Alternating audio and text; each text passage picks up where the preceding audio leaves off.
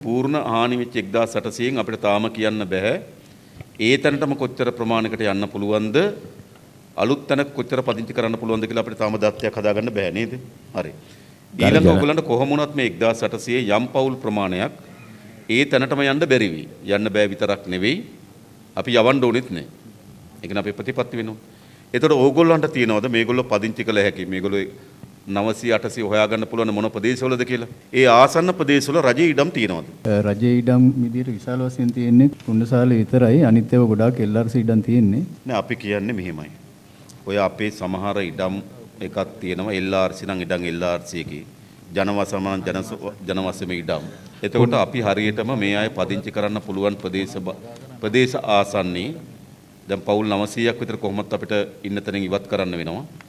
අපි ආය බලන්න ඕන පූර්ණ හානි වෙච්ච ඒ වගේ එතෙන්ට යන්න උපරිම බලන්න නේද? ඒ ඔක්කොටම රජයේ ඉඩම් හඳුනා ගන්න. ඔයගොල්ලෝ රජයේ ඉඩම් හඳුනාගෙන ඒක අපිට කියන්නේ LRC එකට අයිති, ජනවසමටද අයිති, NLEB එකටද අයිති නේද? කමක් නැහැ ඔයගොල්ලෝ අපිට හඳුන්වා දෙන්න. අපි ආයතනත් එක්ක කතා කරලා ඉඩම් ටික නිදහස් කරලා දෙන්න. එතකොට අපි ඒගොල්ලන්ට ඒ නිවස ඉදිකර ගැනීම සඳහා අපි දැන්ට තීරණය කළා තියෙනවා මිලියන 5ක ප්‍රතිපාදනයක් දෙන්න. සමහර එක්කෙනෙක් දෙන්නෙක් ඉන්න පුළුවන් එයාගේ ආසන්නමත් ඉඩමක් නැත්නම් එයාට අපි ඉඩමක් මිලදී ගන්නත් මිලියන 5 දක්වා දීමනාවක් දෙන්න ලෑස්ති කරලා තියෙනවා. හැබැයි අපේ ප්‍රමුඛම දේ වෙන්නේ රජයේ ඉඩමක මේගොල්ලන්ට මේ නිවස ඉදිකර ගැනීම සඳහා දීමනාව දෙන එක. දීමනාව දෙනකොටත් අපි සැලසුම් කරලා තියෙන්නේ අධියර 3කින්වත් දෙන්න ඕන කියලා. ඒ නිසා මිලියන 5 දීලා නේද? නිකන් ඉන්න නෙවෙයි ගේ තමයි අපේ ප්‍රමුඛතාවය. ඒතර ගේ හදා ගැනීම සඳහා අවශ්‍ය වෙන මේ අධියරෙන් අධියර කරගන්න පුළුවන්. ඒතර සමහර කෙනෙකුට ඕනනම් මිලියන 5ට වඩා ටිකක් අඩුවෙන් හදා ගන්න පුළුවන්. තව කෙනෙකුට මිලියන 50ට වඩා මිලියන 5ට වඩා වැඩියෙන් හදා ගන්න පුළුවන්. හැබැයි නිවස හැදෙන එක අධීක්ෂණය කරන්න ඕන. නැත්තම් ගෙවල් හැදෙන්නේ නැහැ. අපිට ඕන මේගොල්ලෝ හිටියට වඩා සුරක්ෂිතව පදිංචි කරන්න.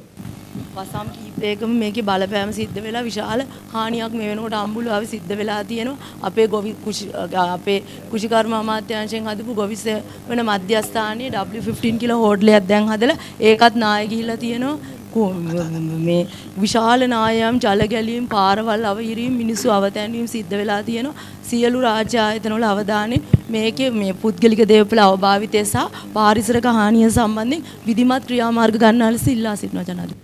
දැන් අපිට අවශ්‍යකම තියෙන මේ ෂණික එකනේ. ෂණික එක. නමුත් අපිට ස්වභාවික ආපදාවන් එන එක අපිට වළක්වන්න බැරි වේවි. ගම් වතුර, කුණාටු, නායම් දැන් මේව අපිට වළක්වන්න බැහැනේ. හැබැයි අපි දීර්ඝ කාලීන සැලසුමක් අපිට අවශ්‍යයි. ඒ වගේ දේපල සහ ජීවිතවලට වෙන හානි වළක්වන්න.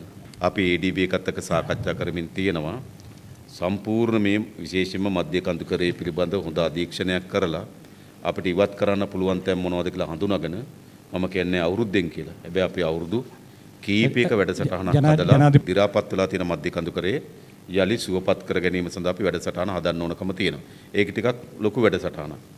හැබැයි මෙතන සිද්ධ වෙලා තියෙන දේ තමයි මේ අනවසර ඉදිකිරීම් වලට කවුද අවසර දුන්නේ? කොයි ප්‍රාදේශ සභාවෙන්ද අවසර ගත්තේ? විදුලිය දුන්නේ කොහොමද? ඒ වගේ ප්‍රශ්න මතුවෙන්නේ. ඒ නිසා මේවර විශාල ලෙස අක්‍රමවත්ව සිදුවෙච්ච එකක් තියෙනවා. ඒ නිසා මීට පස්සේ විදුලි බල මණ්ඩලයේ කිසිසේත්ම අනවසර ඉදිකිරීමට විදුලිය දීම නතර කරන්න ඕන. ප්‍රාදේශීය සභාවලින් අවසර දීම නතර කරන්න ඕන. ඒ නිසා අපිට නැවත මේ ව්‍යසනයට මුහුණ නොදී මෙවැනි ව්‍යසනයකදී ජීවිත සහ දේපල හානි වීම වැළැක්වන්න අපේ ප්‍රාදේශ සභාවල තියෙන බලතල ඉතාම හොඳින් ක්‍රියාත්මක කරන්න ඕන. විදුලි බල මණ්ඩලයට මේකේ තියෙන හොඳ පාට් එකක් තියෙනවා කරන්න. විදුලිය දෙන්නේ නැත්නම් ඒක ගොඩක් ප්‍රමාණයක් පවතින්නේ නැහැ. ඒ නිසා අපි ඒ වගේම මධ්‍ය කඳුකරේ අපි සමීක්ෂණයෙන් පසුව ක්‍රමානුකූලව මම හිතන්නේ හඳුනාගත් ප්‍රදේශවලට අපි වන්දි දීලා ඒ වගේ ඉඩම් සහ ඒ ප්‍රදේශ ආණ්ඩුවට පවර ගන්න අපේ සැලසුමක් තියෙනවා.